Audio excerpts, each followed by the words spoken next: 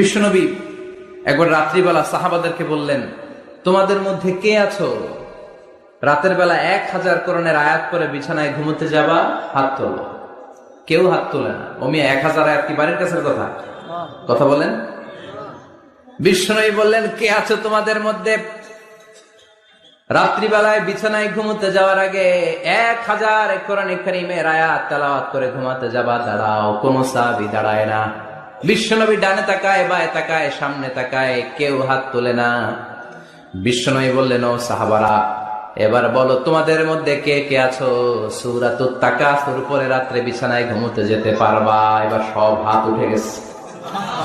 সুবহানাল্লাহ পড়েন। বিশ্বনবী বললেন, তোমাদের মধ্যে যদি কেউ রাত্রিবেলা একবার সূরাতুত তাকাসুর তেলাওয়াত করে বিছানায় ঘুমোতে যাও, আমল নামায় 1000 আয়াত তেলাওয়াতের সওয়াব দিয়ে দিবে কে?